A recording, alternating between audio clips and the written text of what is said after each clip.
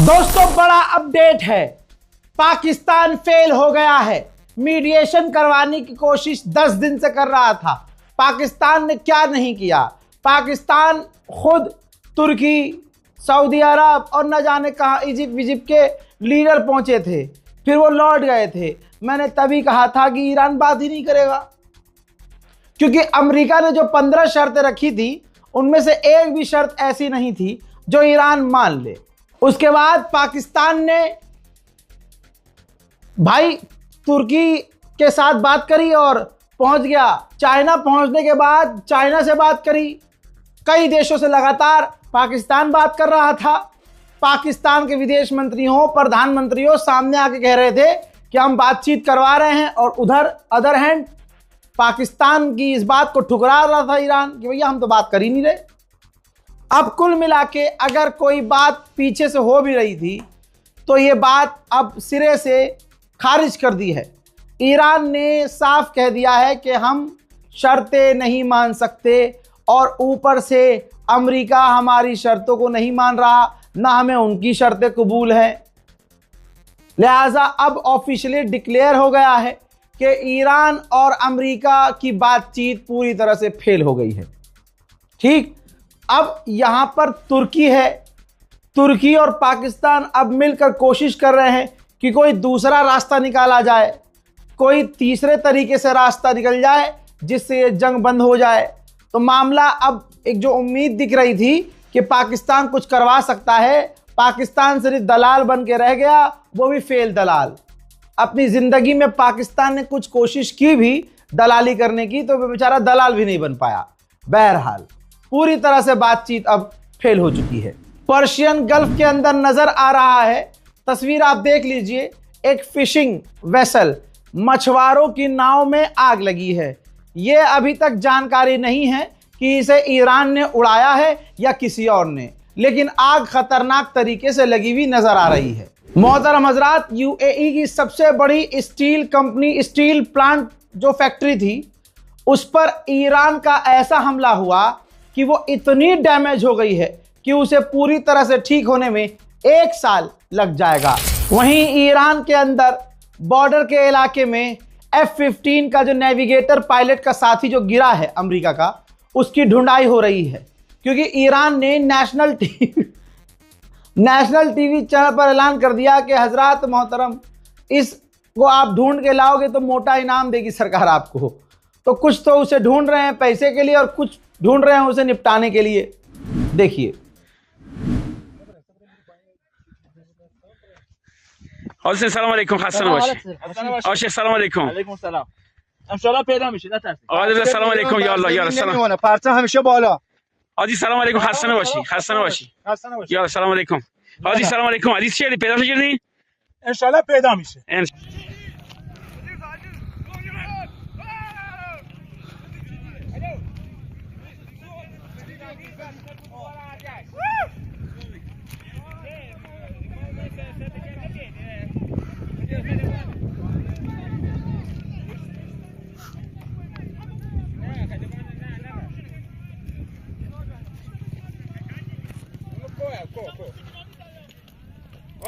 Iran कभी झूठ नहीं बोलता है, फितरत है भाई ईरान की, लेकिन अमेरिका की फितरत झूठ पर है। लीजिए, अमेरिका ने माना है, अंधभक्तों के फादर के दादरलैंड ने माना है कि हाँ हमारा एक ब्लैक हॉक हेलीकॉप्टर हिट हुआ है और हमारा एक फाइटर जेट मार गिराया गया है। सोचिए भाई, F-16, F-14, F-35, F-15 सबको मारा है ईरान ने लगा के लाइन से।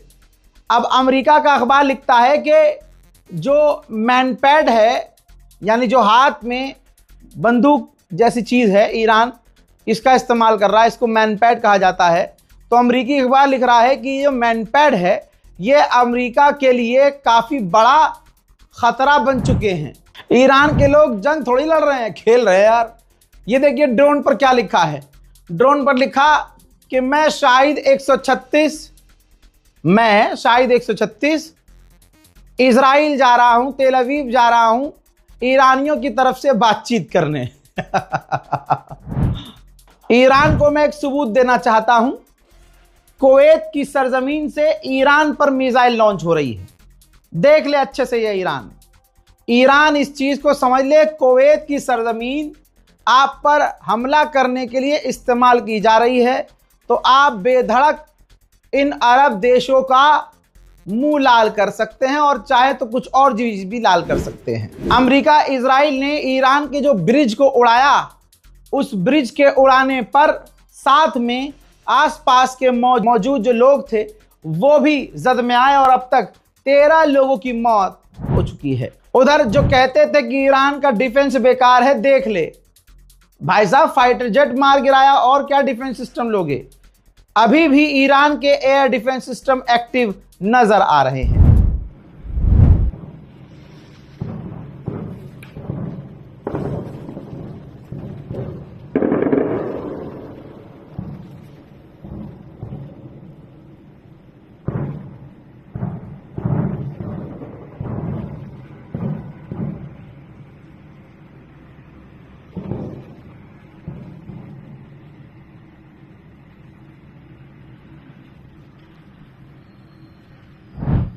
अमेरिका ने अलर्ट किया है कि हमारी जो अमेरिकी यूनिवर्सिटी लेबनान में है उस पर हमले हो सकते हैं।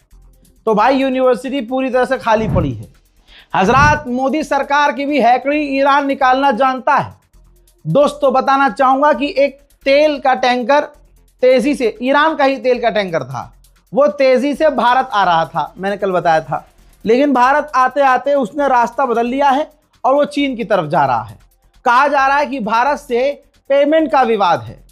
देखिए कुछ भी हो सकता है, या तो पेमेंट ईरान कह रहा होगा भाई एडवांस दो हमारा जहाज पहुंचने से पहले, या तो ईरान कह रहा होगा कि पेमेंट आप वुहान में दो।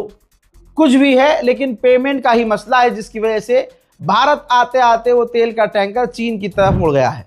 उधर रशिया, जिसको भारत की मोदी सरकार ने धोखा दिया, लेकिन आज वही रशिया भारत को LNG और क्रूड ऑयल दे रहा है, कोई डिस्काउंट नहीं। हजरात, स्ट्रेट ऑफ हॉर्मूज का एक इमेज दिखा रहा हूं, जिस आइलैंड पर ईरान ने अपनी चौकी बनाई थी और उस आइलैंड के करीब से जहाज़ों को निकलने को कह रहा था और वहां पर लोग पहुंचते थे तो वहां वो पैसा वसूलता था, टैक्स वसूलता था। तो अमेरिका इजराइल ने उस आइलैंड पर हमले किए हैं। भाई ग्राउंड ऑपरेशन की तैयारी पूरी है और ऐसा लग रहा है कि कभी भी ग्राउंड ऑपरेशन ईरान में घुसपैठ करके तबाही मचाने के कार्यक्रम की शुरुआत की जा सकती है, क्योंकि मिडिल ईस्ट में एक अमेरिका का फौजी न जाने कहां तैनात है। वो शायद ट्रेनिंग पे था। उसने बताया कि हमारी ट्रेनिंग कैंसिल कर दी है और हमें इमरजेंसी में ऑर्डर दिया गया है कि आपको अब ईरान में घुसना है। सुनिए। Well guys, we just got emergency orders.